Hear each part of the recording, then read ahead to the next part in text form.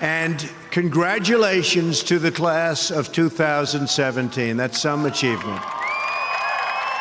This is your day, and you've earned every minute of it. And I'm thrilled to be back at Liberty University. I've been here, this is now my third time, and we love setting records, right? We always set records. We have to set records. We have no choice. It's been a little over a year since I've spoken on your beautiful campus, and so much has changed. Right here, the class of 2017, dressed in cap and gown, graduating to a totally brilliant future.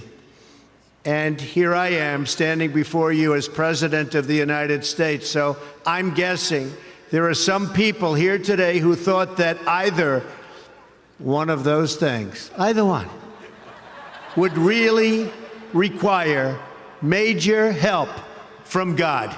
Do we agree? And we got it. But here we are celebrating together on this very joyous occasion. And there's no place in the world I'd rather be to give my first commencement address as president than here with my wonderful friends at Liberty University. And I accepted this invitation a long time ago. I said to Jerry that I'd be there. And when I say something, I mean it.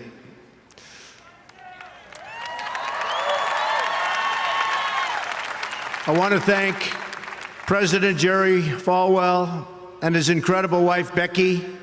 Stand up, Becky. For their kind words, their steadfast support, and their really wonderful friendship.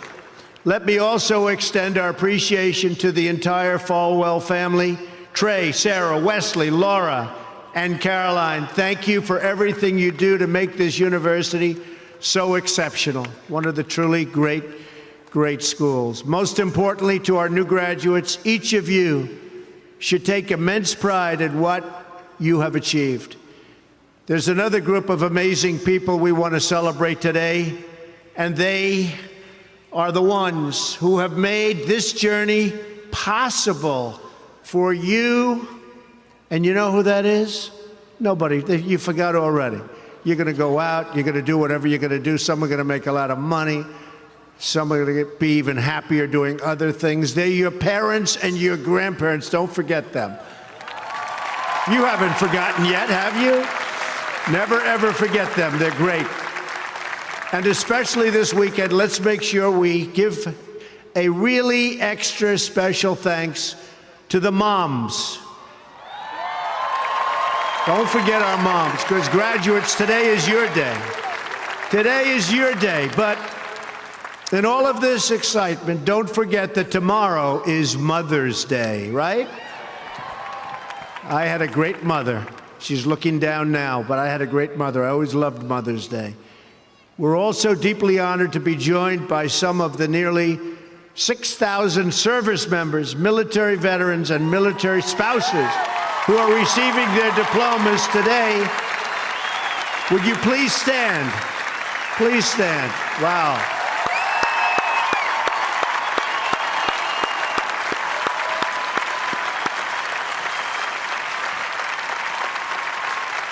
That's great. Thank you very much. Great job.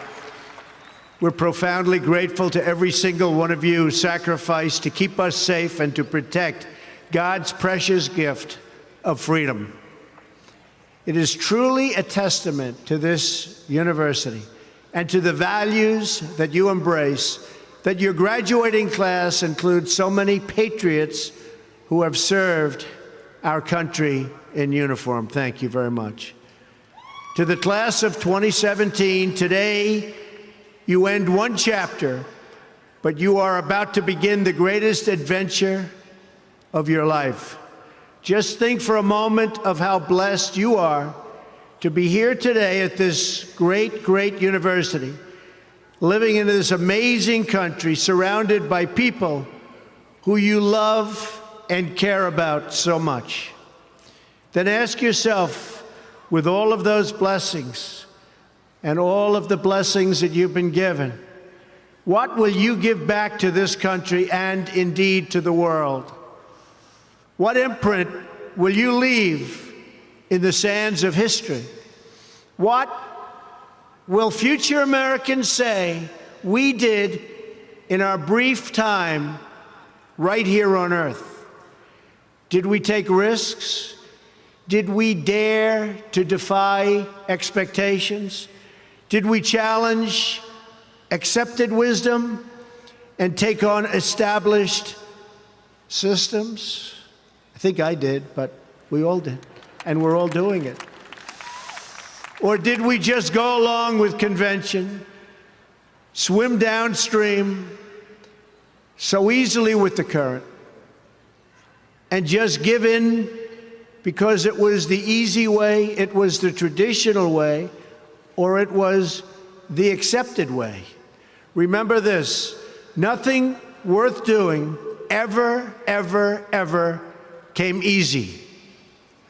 Following your convictions means you must be willing to face criticism from those who lack the same courage to do what is right, and they know what is right, but they don't have the courage or the guts or the stamina to take it and to do it. It's called the road less traveled. I know that each of you will be a warrior for the truth, will be a warrior for our country and for your family. I know that each of you will do what is right, not what is the easy way, and that you will be true to yourself and your country and your beliefs. In my short time in Washington, I've seen firsthand how the system is broken. A small group of failed voices who think they know everything and understand everyone want to tell everybody else how to live and what to do and how to think. But you aren't going to let other people tell you what you believe, especially when you know that you're right.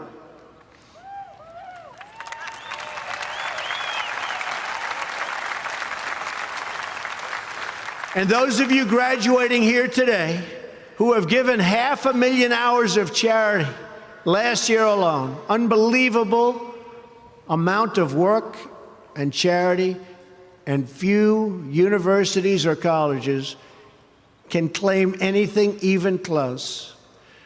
We don't need a lecture from Washington on how to lead our lives. I'm standing here looking at the next generation of American leaders. There may very well be a president or two in our midst. Anybody think they're going to be president? Raise your hand. In your hearts are inscribed the values of service, sacrifice, and devotion. Now you must go forth into the world and turn your hopes and dreams into action. America has always been the land of dreams because America is a nation of true believers. When the Pilgrims landed at Plymouth, they prayed. When the founders wrote the Declaration of Independence, they invoked our Creator 4 times. Because in America, we don't worship government, we worship God.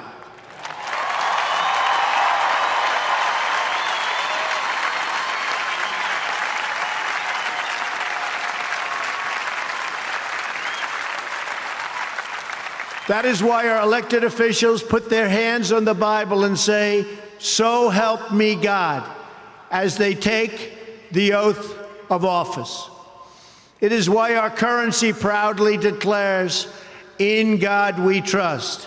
And it's why we proudly proclaim that we are one nation under God every time we say the Pledge of Allegiance.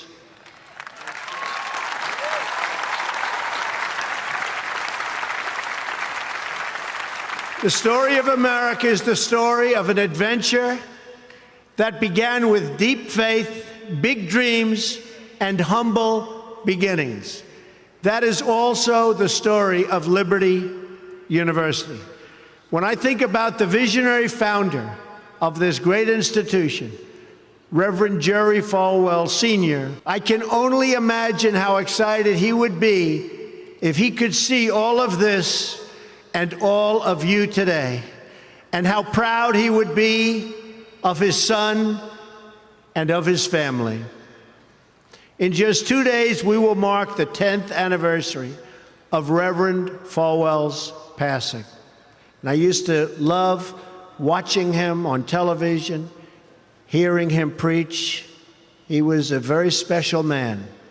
He would be so proud, not just at what you've achieved, but of the young men and women of character that you've all become.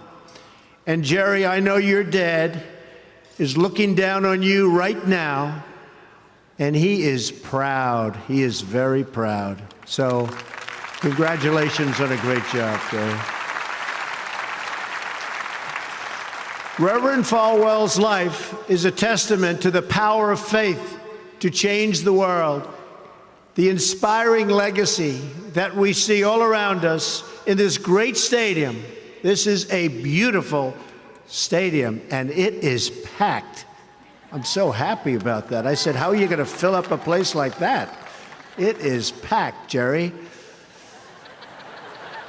In this beautiful campus and in your smiling faces, but it all began with a vision. That vision was of a world-class university for evangelical Christians. And I want to thank you because, boy, did you come out and vote, those of you that are old enough. In other words, your parents. Boy, oh boy, you voted. You voted. No doubt many people told him his vision wasn't possible. And I am sure they continued to say that so long after he started, at the beginning with just 154 students. But the fact is, no one has ever achieved anything significant without a chorus of critics standing on the sidelines explaining why it can't be done. Nothing is easier or more pathetic than being a critic, because they're people that can't get the job done. But the future belongs to the dreamers, not to the critics. The future belongs to the people who follow their heart no matter what the critics say, because they truly believe in their vision. At Liberty, your leaders knew from the very beginning that a strong athletic program would help this campus grow so that this school might transform more lives. That is why a crucial part of Reverend Falwell's vision for making Liberty a world-class institution was having a world-class football team, much like the great teams of Notre Dame. Great school, great place. In fact, Vice President Mike Pence is there today, doing a fabulous job, as he always does.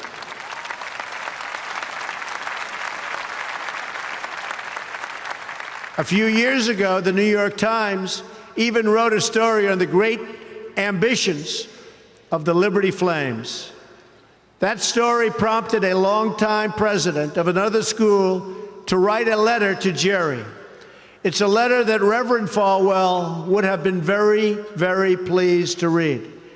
Jerry tells me that letter now hangs in the wall in the boardroom of your great university. It came from the late Father Theodore Hesburgh, who was the beloved president of the University of Notre Dame 35 years ago. Like this school's founder, he was a truly kind-hearted man of very, very deep faith. In the letter, Father Hesburgh recalled that Notre Dame's own meteoric rise from a small Midwestern school to a national football powerhouse. And then he wrote something so amazing and generous. He wrote, "I think you are on that same trajectory now, and I want to wish you all the best and encourage you from the starting and from being able to start very small and arriving in the big time."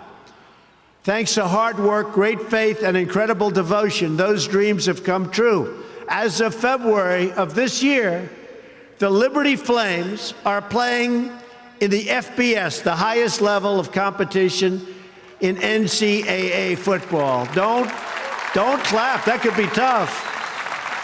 Don't clap. That could be tough. I'm a little worried. I don't want to look at some of those scores here. Jerry, are you sure you know what you're doing here? Those other players are big and fast and strong, but I have a feeling you're going to do very well, right? From the most humble roots, you've become a powerhouse in both education and sports. And just wait until the world hears the football teams you'll be playing on your schedule starting next season. President Falwell gave me a list of some of those schools, the ones you're going to be playing 2018. Would you like me to read the names? Just came out. Would you like to hear them? I'm a little bit concerned. UMass, Virginia, Auburn. Jerry, are you sure you know what you're doing? Jerry, Auburn. I don't know about that, James. This could be trouble, Jerry. Rutgers, Old Dominion, Brigham Young, Army. I might be at that game. Who am I supposed to root for? Tell me. I don't know. That's a tough one, Jerry. I don't know, Jerry. I'm going to have to think about that one, Jerry. Buffalo, Troy, Virginia Tech. Oh, no, Jerry. Ole Miss. And Wake Forest. Those are really top schools. That's maybe in 4 or 5 years I'll come to a game, right? You'll build it up. Well, good luck. The success of your athletic program arriving on the big stage should be a reminder to every new graduate of just what you can achieve when you start small, pursue a big vision, and never, ever quit. You never quit. If I give you one message to hold in your hearts today, it's this: never, ever give up. There'll be times in your life you'll want to quit, you'll want to go home. You'll want to go home perhaps to that wonderful mother that's sitting back there watching you and say, Mom, I can't do it. I can't do it. Just never quit. Go back home and tell Mom, Dad, I can do it. I can do it. I will do it. You're going to be successful. I've seen so many brilliant people. They gave up in life. They were totally brilliant. They were top of their class. They were the best students. They were the best of everything. They gave up. I've seen others who really didn't have that talent or that ability, and they're among the most successful people today in the world because they never quit and they never gave up. So just remember that. Never stop fighting for what you believe in and for the people who care about you. Carry yourself with dignity and pride. Demand the best from yourself, and be totally unafraid to challenge entrenched interests and failed power structures. Does that sound familiar, by the way? The more people tell you it's not possible, that it can't be done, the more you should be absolutely determined to prove them wrong. Treat the word impossible as nothing more than motivation. Relish the opportunity to be an outsider. Embrace that label. Being an outsider is fine. Embrace the label, because it's the outsiders who change the world and who make a real and lasting difference. The more that a broken system tells you that you're wrong, the more certain you should be that you must keep pushing ahead. You must keep pushing forward. And always have the courage to be yourself. Most importantly, you have to do what you love. You have to do what you love. I've seen so many people, they're forced through lots of reasons, sometimes including family, to go down a path that they don't want to go down, to go down a path that leads them to something that they don't love, that they don't enjoy. You have to do what you love or you most likely won't be very successful at it. So do what you love. I want to recognize a friend who is here with us today, who can serve as an inspiration to us all. Someone who doesn't know the meaning of the word quit. Real champion. A true champion. Both on the field, off the field.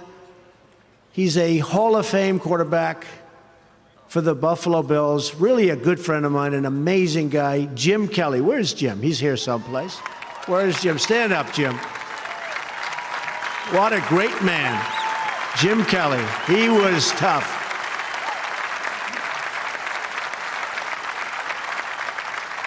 Jim, do you have any idea how much money you'd be making today? They'd hit Jim, it was like tackling a linebacker. They'd hit Jim, 4 guys, 5 guys that weighed 320, and he'd just keep going down the field. He was much more than a quarterback. He had tremendous heart, and he knew how to win. Jim is tough, and his toughest fight of all was that he beat cancer not once but twice.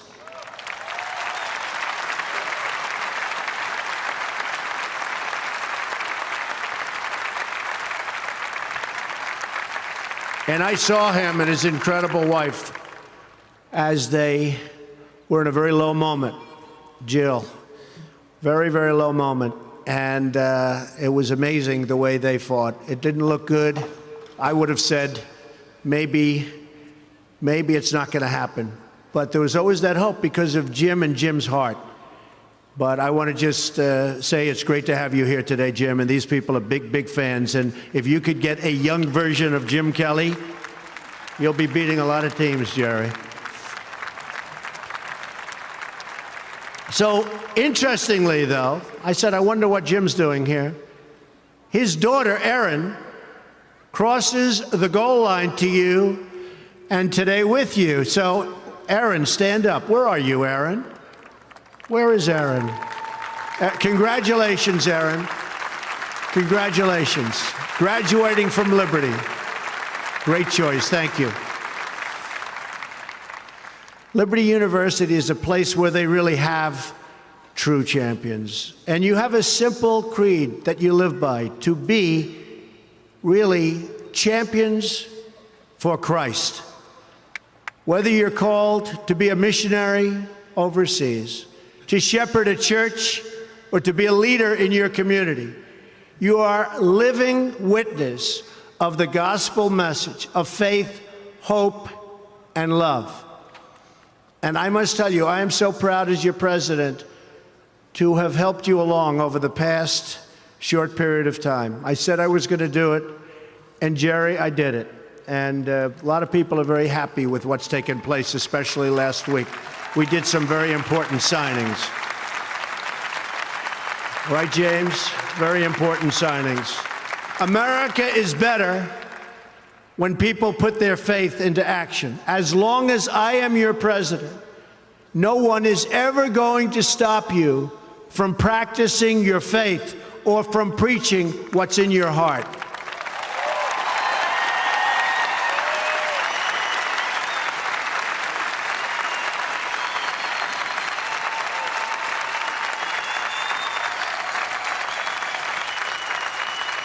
We will always stand up for the right of all Americans to pray to God and to follow his teachings. America is beginning a new chapter. Today, each of you begins a new chapter as well. When your story goes from here, it will be defined by your vision, your perseverance, and your grit. That's a word Jim Kelly knows very well, your grit. In this, I'm reminded of another man you know very well and who has joined us here today. His name is George Rogers, Liberty University CFO and Vice President for a quarter of a century. During World War II, George spent 3.5 years as a prisoner of war. He saw many of his fellow soldiers die during the Bataan Death March. He was the victim of starvation and torture as a prisoner of war. When he was finally set free, he weighed just 85 pounds and was told he would not live past the age of 40. Today, George is 98 years old.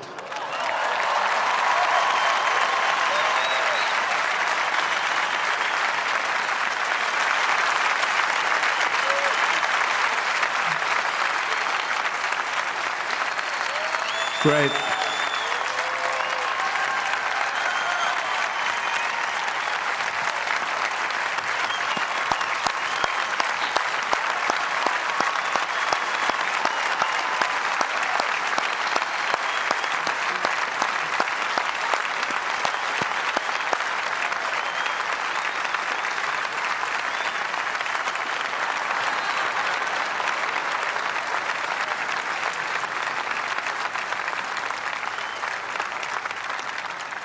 That's so great, George. If anyone ever had reason to quit, to give in to the bitterness and anger that we all face at some point, to lose hope in God's vision for his life, it was indeed George Rogers. But that's not what he did. He stood up for his country. He stood up for his community. He stood up for his family, and he defended civilization against a tide of barbarity, the kind of barbarity we're seeing today and we've been witnessing over the last number of years. And I just want to tell you, as your president, we are doing very, very well in countering it. So you just hang in there. Things are going along very, very well. You'll be hearing a lot about it next week from our generals.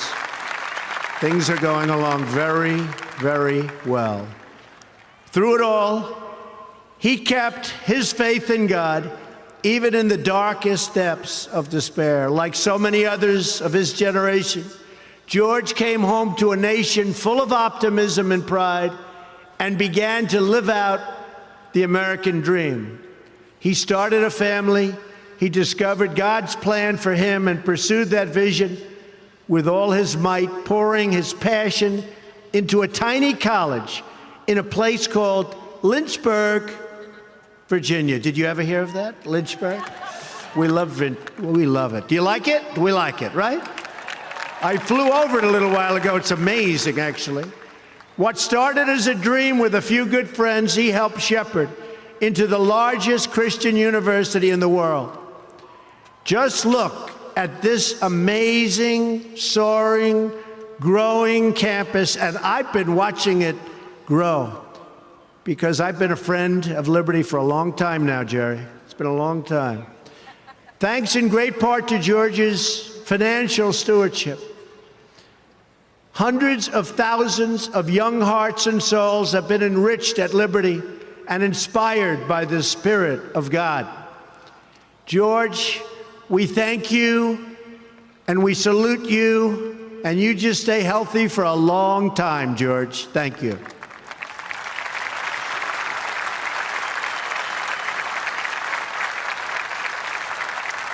Now it falls on the shoulders of each of you here today to protect the freedom that patriots like George earned with their incredible sacrifice. Fortunately, you have been equipped with the tools from your time right here on this campus to make the right decisions and to serve God, family, and country.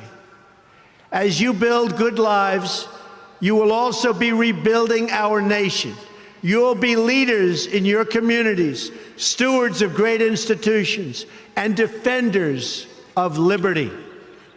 And you will be great mothers and fathers and grandmothers and grandfathers, loving friends and loving family members. You will build a future where we have the courage to chase our dreams no matter what the cynics and the doubters have to say. You will have the confidence to speak the hopes in your hearts and to express the love that stirs your souls. And you will have the faith to replace a broken establishment with a government that serves and protects the people.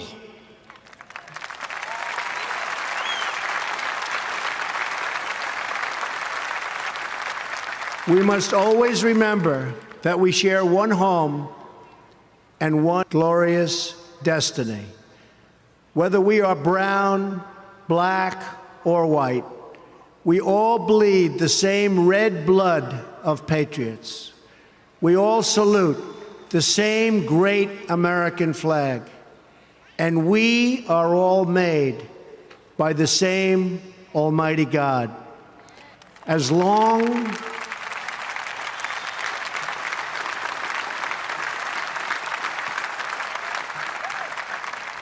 as you remember what you have learned here at Liberty, as long as you have pride in your beliefs, courage in your convictions, and faith in your God, then you will not fail.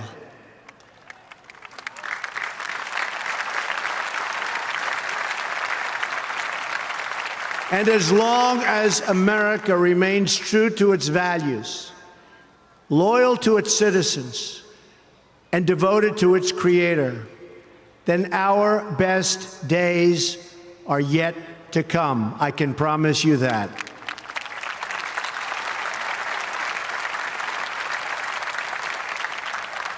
This has been an exceptional morning. It's been a great honor for me, and I want to thank you, the students. I also want to thank you, the family, for getting them there. And I want to thank and congratulate Liberty. May God bless the class of 2017. May God bless the United States of America. May God bless all of you here today. Thank you very much. Thank you. Thank you.